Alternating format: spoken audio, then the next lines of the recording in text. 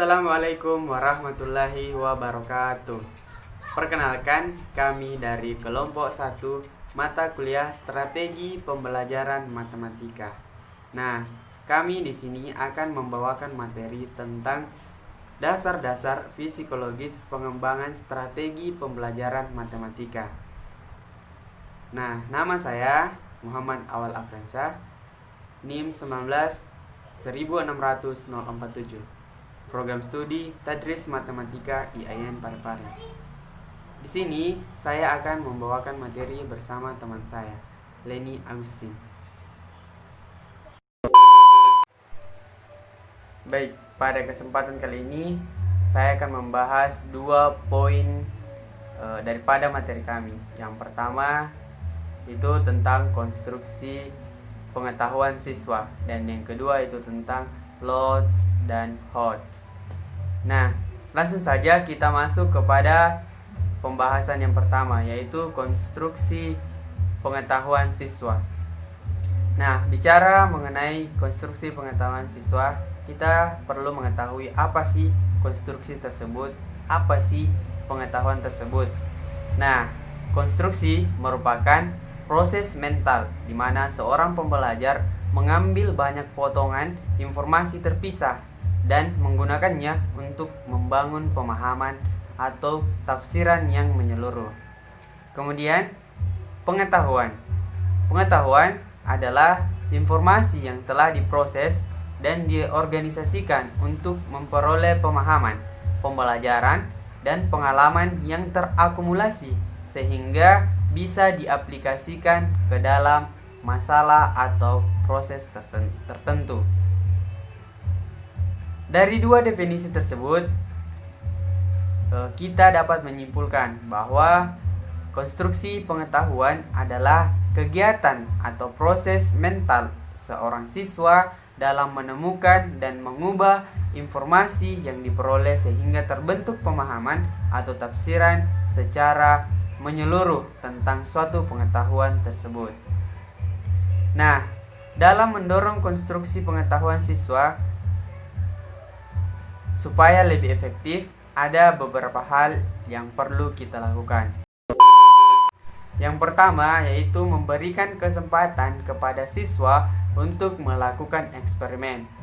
Nah, melalui interaksi dan uji coba dengan objek-objek di sekitarnya, siswa dapat menemukan beberapa karakteristik dan prinsip yang sesuai dengan apa yang mereka ketahui. Kemudian yang kedua yaitu menyajikan perspektif ahli. Maksudnya di sini adalah selain daripada kita memberikan kepada siswa itu melakukan eksperimen, kita juga perlu memberikan kesempatan kepada mereka untuk mendengarkan dan membaca gagasan-gagasan para ahli mengenai konsep, prinsip, teori, dasar yang telah dikembangkan di masyarakat. Selanjutnya yang ketiga yaitu menekankan pemahaman konseptual. Maksudnya yaitu pengetahuan yang dipelajari dikaitkan dengan materi lain atau dikaitkan dengan kehidupan sehari-hari agar siswa semakin paham tentang konsep daripada pengetahuan tersebut. Karena semakin sering siswa membentuk saling keterkaitan dalam sebuah materi, maka akan semakin mudah untuk mengingat dan menerapkan materi tersebut. Selanjutnya, yang keempat yaitu mendorong siswa untuk dialog di dalam kelas. Mengapa demikian? Karena dialog dalam kelas membantu siswa memperoleh pemahaman konseptual mengenai materi pelajaran. Dialog di kelas juga bermanfaat bagi guru untuk memonitoring komentar-komentar siswa terhadap materi tersebut sehingga guru dapat meluruskan kesalahpahaman mengenai konsep yang diketahui oleh siswa tersebut jika ada kesalahan. Nah, di sini fungsi guru dapat meluruskan konsep-konsep atau pemahaman yang diketahui oleh muridnya tersebut atau siswa tersebut. Kemudian yang terakhir, yaitu yang kelima, yaitu memberikan aktivitas-aktivitas kepada siswa.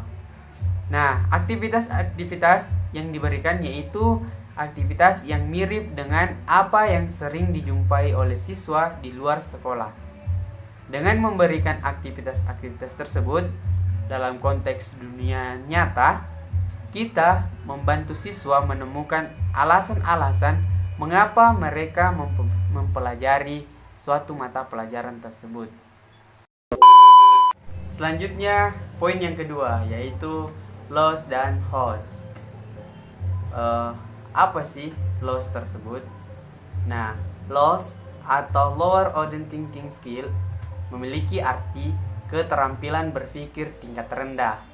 Pada hal ini, loss memiliki tingkatan yang mudah.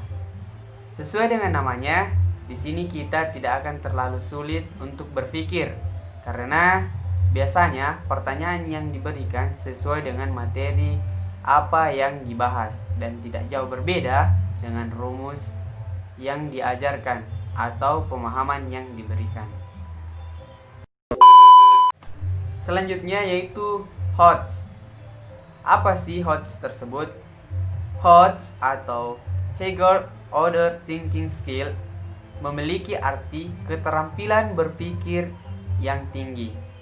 Pada hal ini, HOTS memiliki tingkatan yang sulit. Sesuai dengan namanya, di sini kita akan berpikir secara tinggi. Maksudnya, kita akan berpikir secara kritis dalam menjawab pertanyaan.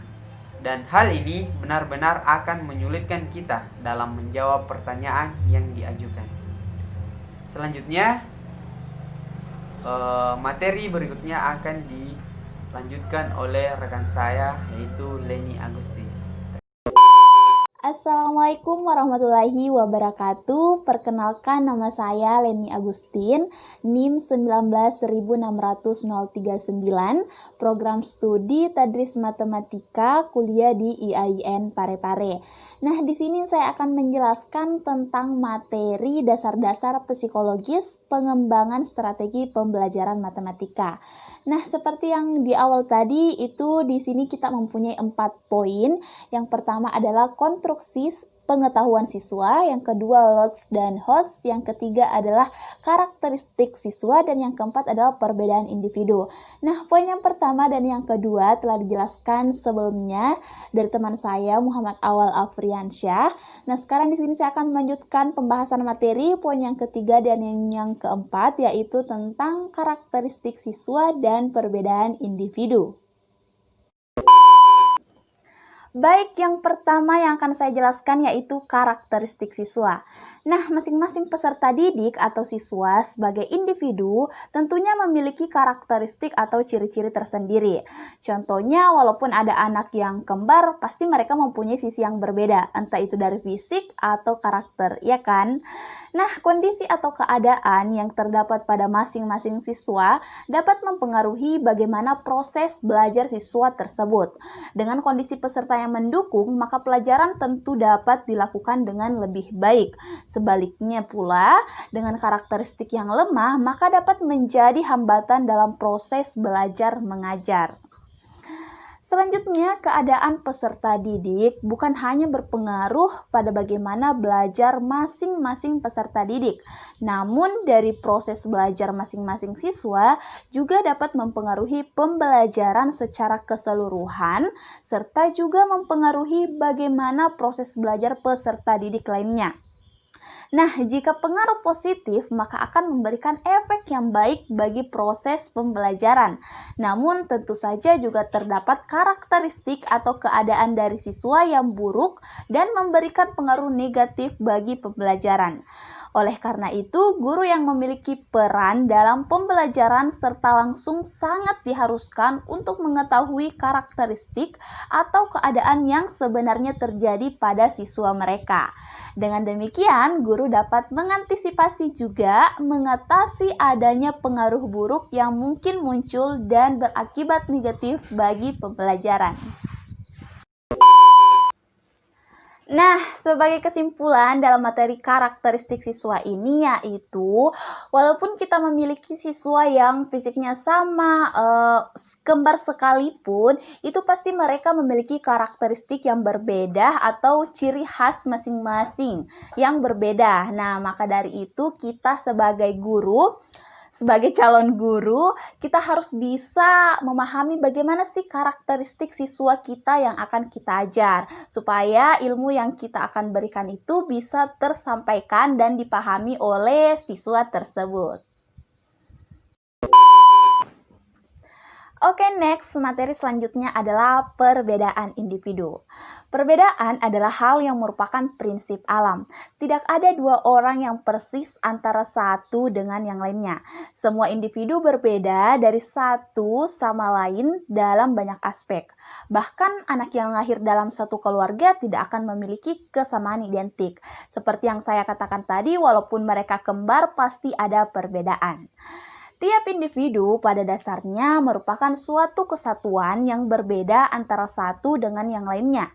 Ada dua segi yang dapat menjadi sudut pandang perbedaan ini, yaitu horizontal dan vertikal.